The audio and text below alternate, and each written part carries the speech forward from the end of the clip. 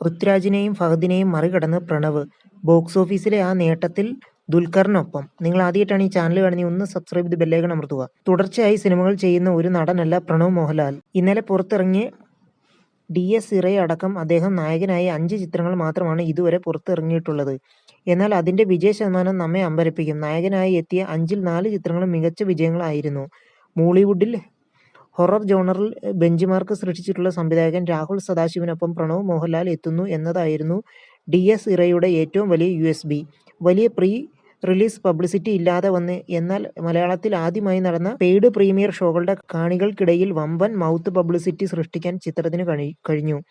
ഇത് opening collection വലിയ നേട്ടം ചിത്രത്തിന് നേടിക്കൊടുത്തിട്ടുണ്ട്. മികച്ച ഓപ്പണിംഗ് കളക്ഷൻ നേടിയതിനൊപ്പം ബോക്സ് ഓഫീസിലെ കൗതുകകരമായ ഒരു നേട്ടവും പ്രണവ് സ്വന്തമാക്കിയിട്ടുണ്ട്. 10 കോടിയിലധികം ആഗോള ഓപ്പണിംഗ് നേടുന്ന ചിത്രങ്ങളുടെ എണ്ണത്തിൽ 3-ാം സ്ഥാനത്ത് എത്തിയിരിക്കുകയാണ് പ്രണവ്. മോളിവുഡിൽ മോഹൻലാലിനാണ് ഈ നേട്ടം കൂടുതൽ തവണ കൈവരിക്കുന്നത്. 5 തവണ തുടരും, എമ്പുരാൻ, മരയ്ക്കാർ, അറബിക്കടലിന്റെ സിംഹം, ലൂസിഫർ, ഒടിയൻ എന്നീ ചിത്രങ്ങളാണ് ഈ നേട്ടം കൈവരിച്ചിട്ടുള്ളത്. 3 ചിത്രങ്ങളുമായി മമ്മൂട്ടിയാണ് 2-ാം സ്ഥാനത്ത്.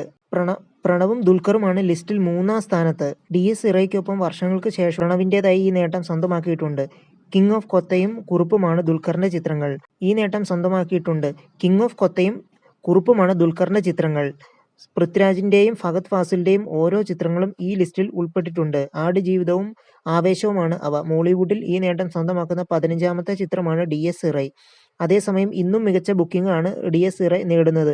പ്രമുഖ ടിക്കറ്റ് ബുക്കിംഗ് പ്ലാറ്റ്ഫോമായ ബുക്ക് മൈ ഷോയിൽ മണിക്കൂറിൽ 15,000-ന് അടുത്തായിരുന്നു ഈ ചിത്രത്തിന്റെ ടിക്കറ്റ് വിൽപ്പന. ആദ്യ വാരാന്ത്യ കളക്ഷൻ എത്രയെന്ന് അറിയാനുള്ള കാത്തിരിപ്പിലാണ് ട്രാക്കർമാർ.